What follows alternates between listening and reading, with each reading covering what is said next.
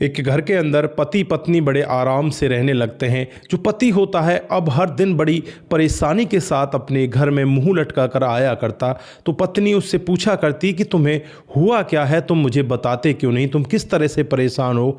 दोस्तों, पति यहाँ पर कुछ भी नहीं बता पाता। फिर धीरे धीरे ऐसे ही 5-4 दिन का समय बीत जाता है। पत्नी आज जिद पर अड़ जाती है और उससे कहने लगती है कि तुम मुझे सही सही बताओ कि हुआ क्या है। दोस्तों, यहाँ पर पति कहता है कि तुमसे शादी करने से पहले मेरी एक प्रेमिका थी और आज भी वो है, शादीशुदा है, लेकिन वो मेरे ऊपर एक ऐसी डिमांड कर रही है जिसे मैं पूरा नहीं कर सकता। वो कहती है कि मुझे तुम प्रेग्नेंट करो, बच्चे की माँ बनने के लिए मुझसे कह रही है। मैं भला ऐसा कैसे करूं? तो यहाँ पर जो पत्नी होती है वो भड़क जाती है और कहने लगती है कि उसकी ऐसी की तैसी, वो भला ऐसा कैसे कह सकती है। दोस्तों, यहाँ पर फिर पति कहने लगता है कि उसके पास मेरे वीडियोज हैं, फोटोग्राफ्स हैं, वो पुलिस में चली जाएगी और हम जेल के अंदर बंद हो जाएंगे। दोस्तों, यहाँ पर पत्नी फिर एक ऐसी प्लानिंग बनाती है और जिस प्लानिंग को जब पुलिस वाले भी सुनते हैं तो हर कोई व्यक्ति उस प्लानिंग को सुनकर एक बार के लिए चौंक जाता है, सोचने के लिए मजबूर हो जाता है कि आखिरकार एक महिला इतनी तगड़ी प्लानिंग कैसे बना सकती है। दोस्तों, क्या था पूरा मामला और उस प्लानिंग के बाद यहाँ पर क्या हुआ था, अगर आप लोग भी पूरे मामले को डिटेल से जानना चाहते हैं तो वीडियो को जरा सा भी स्किप ना करें, लास्ट तक वीडियो को जरूर देखिएगा। आगे बढ़ने से पहले हमारी वही रिक्वेस्ट की जो हमारे चैनल के साथ नए हैं, कृपया करके चैनल को फॉलो कर लें, बेल आइकन को जरूर प्रेस करें। नमस्कार, जय हिंद। आप देख रहे हैं APH न्यूज राहुल रावत के साथ। दोस्तों, आज की जो हकीकत की घटना आप लोगों को बताने जा रहा हूं, उत्तर प्रदेश में एक जिला पड़ता है वाराणसी और उसी का लक्ष्मणपुर शारदा बिहार एक कॉलोनी है लक्ष्मणपुर के अंदर ही, वहीं पर रहने वाली एक अनुपमा जो अपने पति के साथ बड़े आराम से रहा करती है। 4.5 साल पहले उनकी शादी होती है। जो पति होता है वो कामकाज के लिए बाहर जाया करता, पत्नी घर के सामने ही मदर डेयरी के दूध के पैकेट बेचा करती। दोस्तों, 2 साल पहले का वाक्य होता है जब यहाँ पर एक लड़का आता है जिसका नाम मोहित वर्मा होता है। वो दूध लेने के लिए आता है, लेकिन जब वो दूध की थैली लेता है तो उसकी नज़दीकियाँ यहाँ अनुपमा के साथ हो जाती हैं।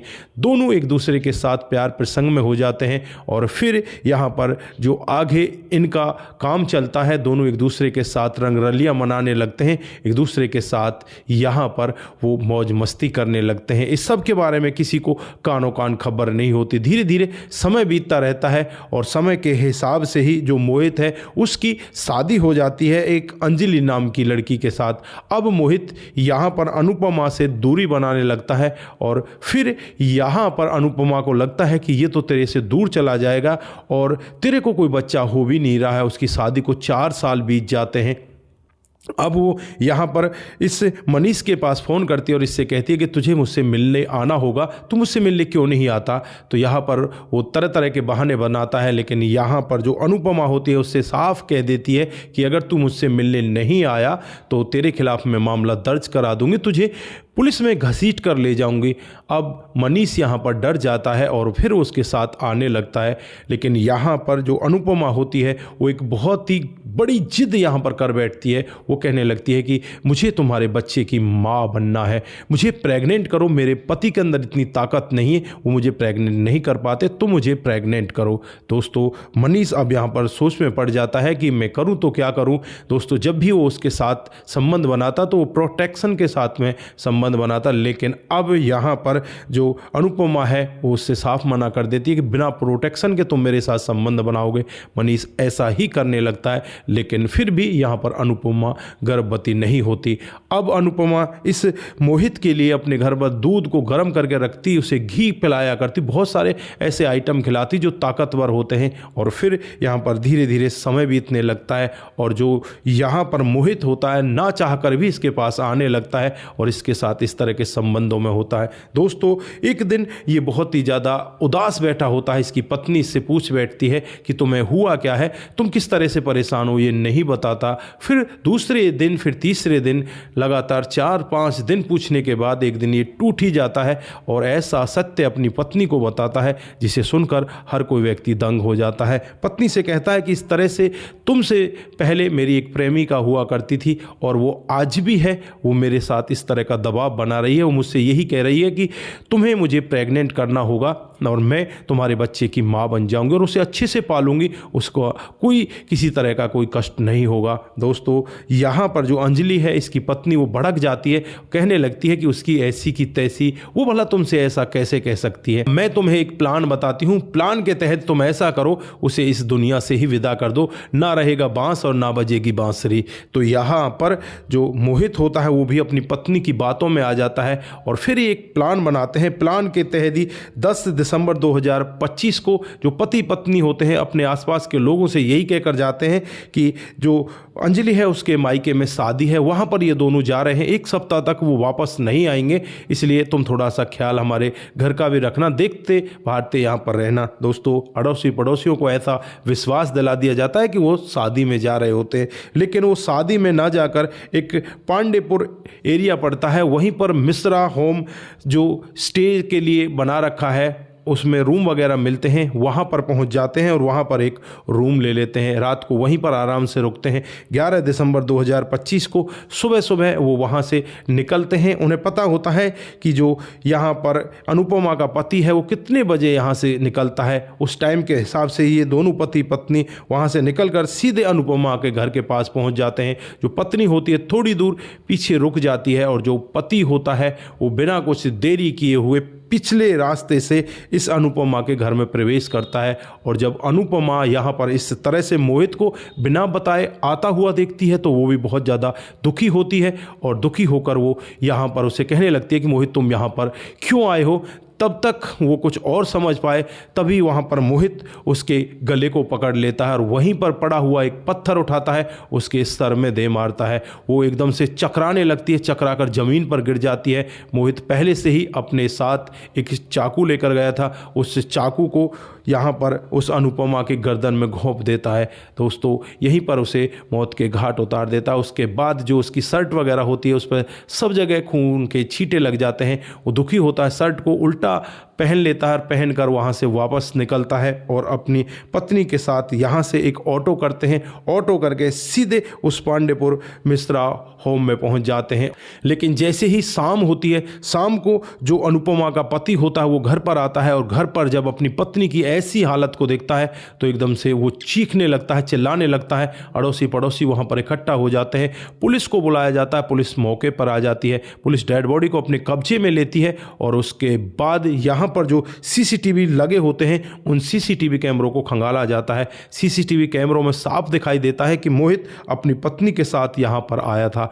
अब यहाँ पर पुलिस उस मोहित के नंबर को ट्रेसिंग पर लगाती है और ट्रेसिंग पर लगाने के बाद उसे शिवपुर स्टेशन से गिरफ्तार करती है। 12 दिसंबर को उसे गिरफ्तार करती है और गिरफ्तार करने के बाद जब उससे जो सामान बरामद होता है उसमें 76,000 रुपये कैश होते हैं, बहुत सारा जेवरात होता है। यहाँ पर ये इसके घर में इस तरह का माहौल बनाकर गया था, जो यहाँ पर कैश वगैरह है, जेवरात है, घर का जो सामान उसे फैलाकर चला जाए कि लोगों को लगे कि यहाँ पर कोई अलग से ही आताताई व्यक्ति आया है जो यहाँ पर लूटपाट करने के लिए आया। और पत्नी ने विरोध किया तो उसे इस दुनिया से विदा कर गया।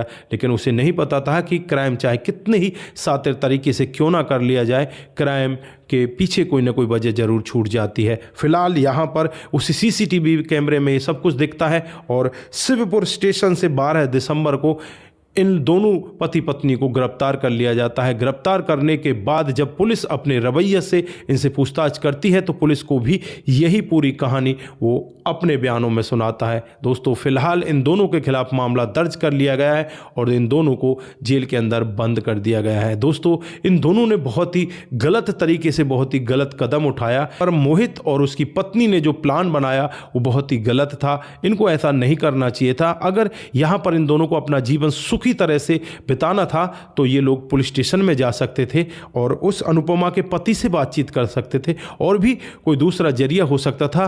अपने रिश्तेदारों को इकट्ठा कर लेते, पंचायत जोड़ते, वहां पर यह मामला शायद सुलझ जाता। लेकिन यहां पर जो कदम उन्होंने उठाया वो बहुत ही गलत है, बहुत ही निंदनीय है। आज वो दोनों के दोनों जेल के अंदर चले गए हैं। वो पहले सोच रहे होंगे कि हम पुलिस के चक्कर में फंस जाएंगे। अब कहाँ आप किसी मिनिस्टर के चक्कर में फंस गए हो, अब भी तो पुलिस के चक्कर में फंसे हो। तो पहले भी आप सावधान हो सकते थे, सतर्क हो सकते थे, अपने आप को बचा सकते थे। लेकिन आपने इस चीज़ पर तो कभी ध्यान ही नहीं दिया कि हमें अपने आप को बचाना है। आपने तो बस ये ध्यान दिया कि उसको रास्ते से हटा दिया जाए।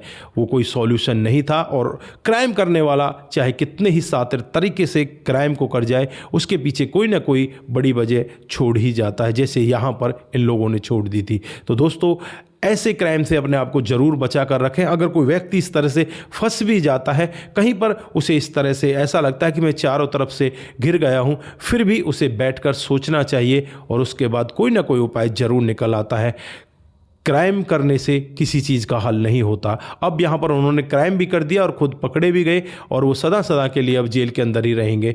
तो दोस्तों, ऐसे क्राइम से अपने आप को जरूर बचाना चाहिए। तो आप लोग यहाँ पर क्या कहना चाहते हैं, आपकी जो भी राय है एक बार कमेंट बॉक्स में जरूर दीजिएगा। दोस्तों, आज के लिए बस इतना ही। फिर मिलते हैं किसी नए मोड के साथ। तब तक के लिए आप अपना ख्याल रखें, परिवार का ख्याल रखें, सतर्क रहें, सावधान रहें, रिश्तों की अहमियत को जरूर समझें। नमस्कार, जय हिंद, जय भारत।